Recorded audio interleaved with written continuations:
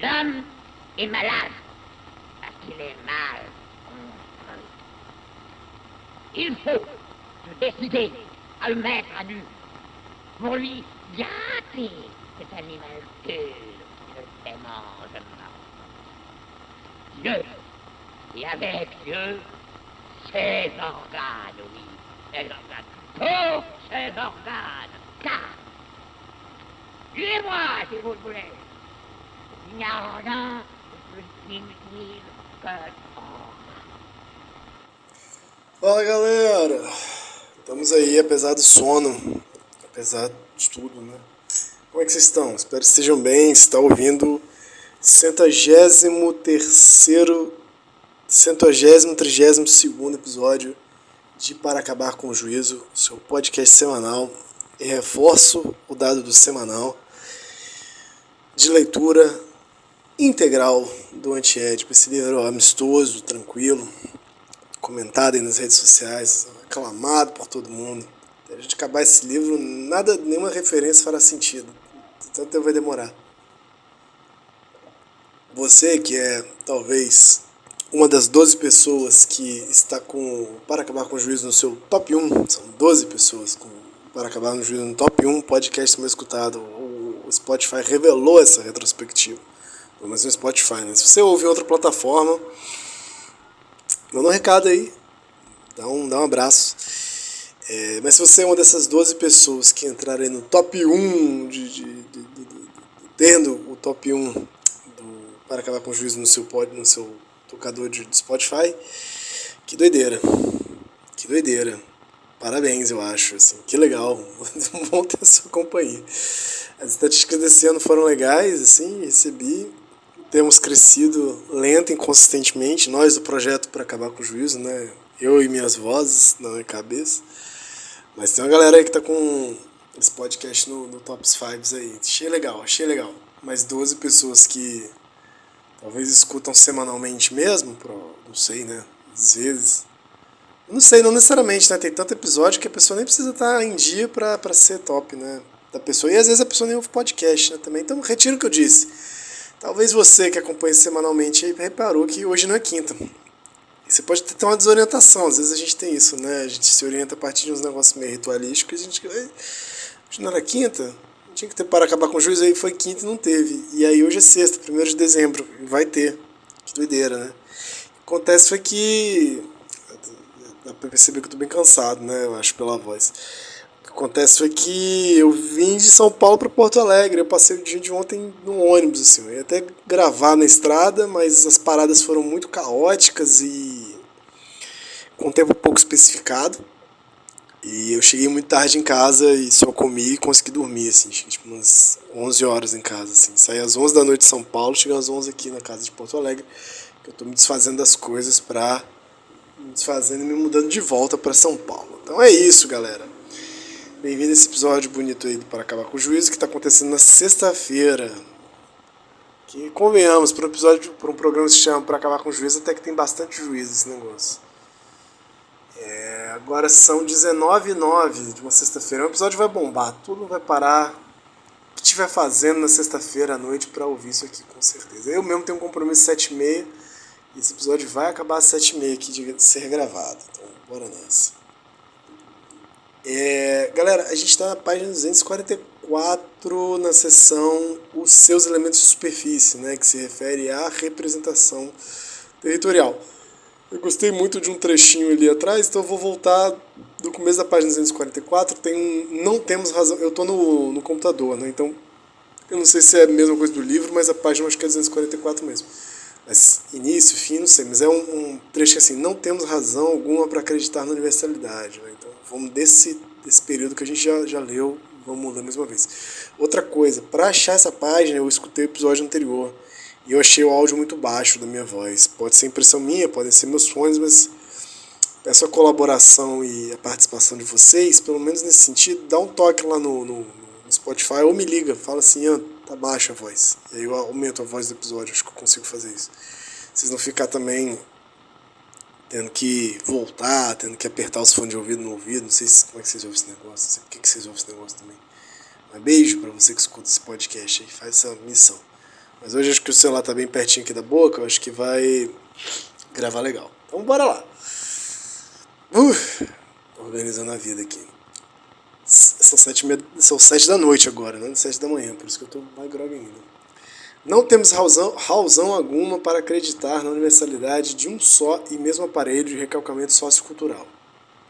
Pode-se falar de maior ou menor coeficiente de afinidade entre as máquinas sociais e as máquinas desejantes, conforme seus respectivos regimes estejam mais ou menos próximos, conforme as máquinas desejantes tenham mais ou menos chance de fazer passar suas conexões e suas interações ao regime estatístico das máquinas sociais, conforme as máquinas desejantes operam menos ou mais um movimento de deslocamento em relação às máquinas sociais, conforme os elementos mortíferos permaneçam presos no mecanismo do desejo, embutidos na máquina social, ou ao contrário, se reúnem no instinto de morte estendido em toda a máquina social e esmagando o desejo. Então, legal, né?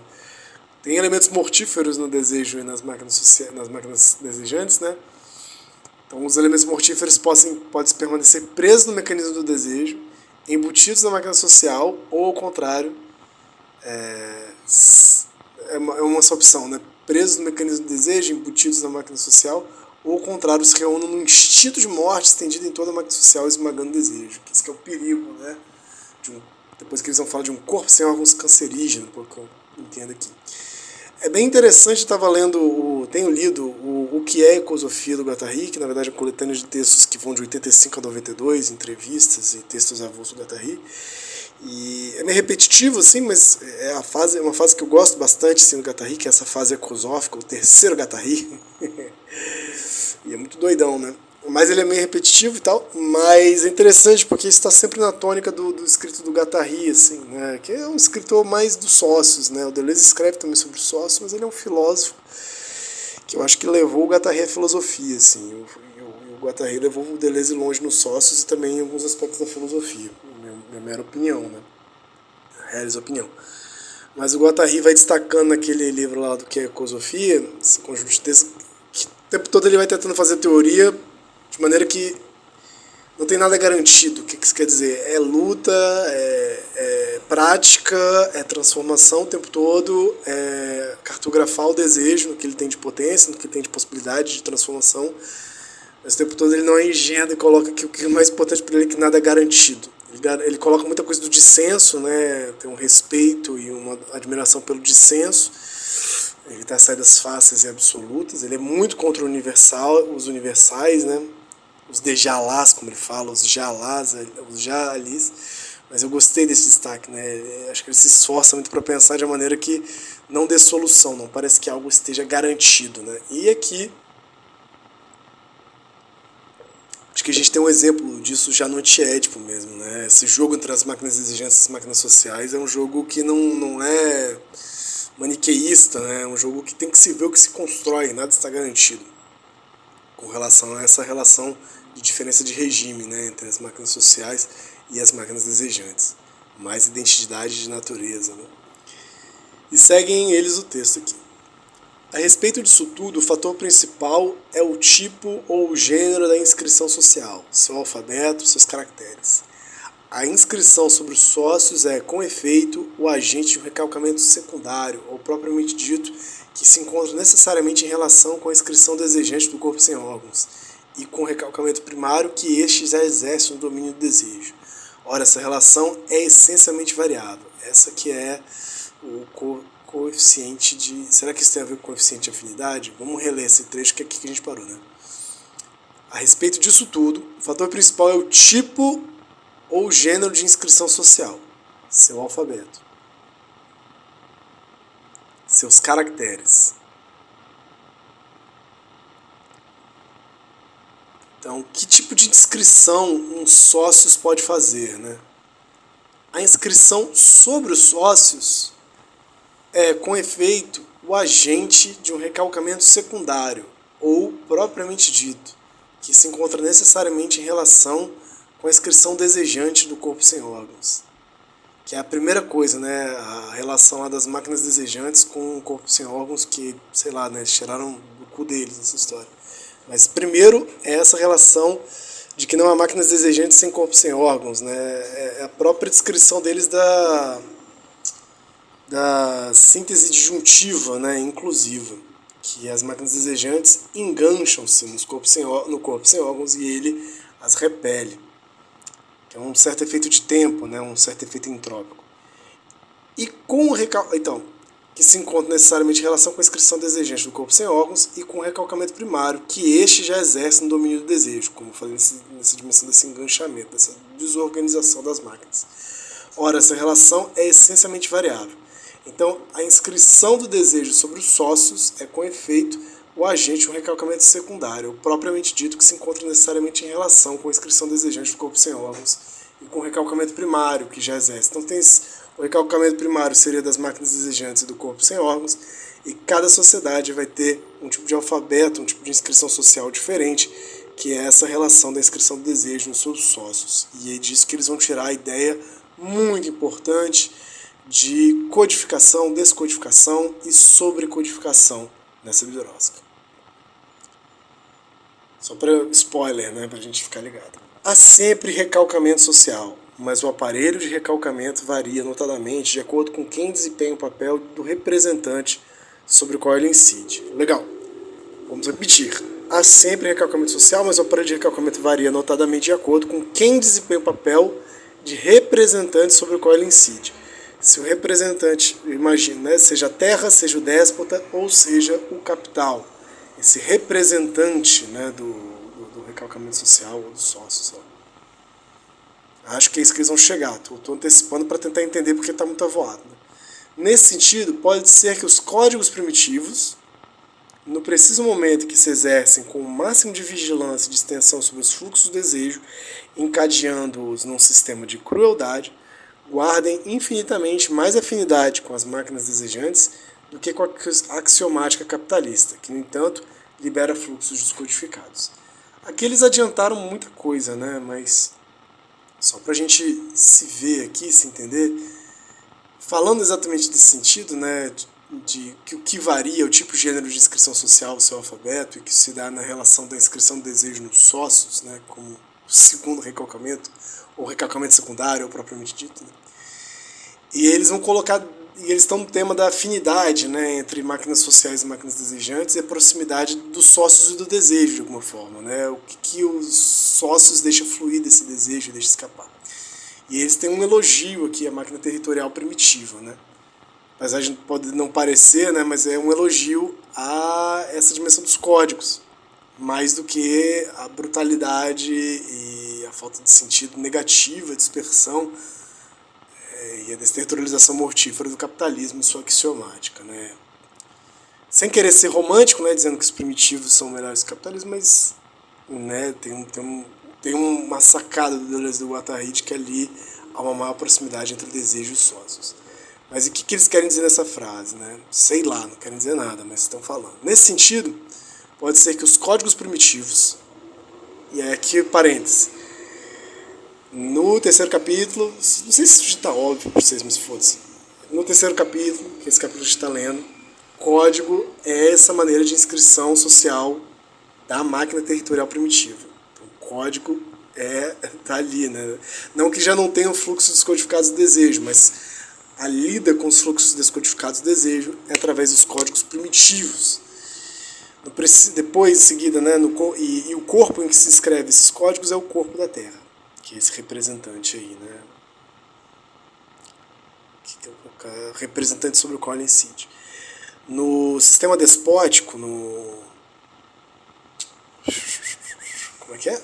Nossa Senhora, na máquina despótica,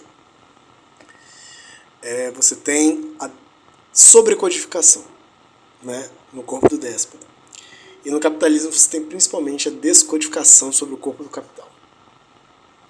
É basicamente isso que eles vão trabalhar ao longo do terceiro e do quarto capítulo. Isso não está muito, né, no primeiro e no segundo, isso sai um pouco, não aparece, né?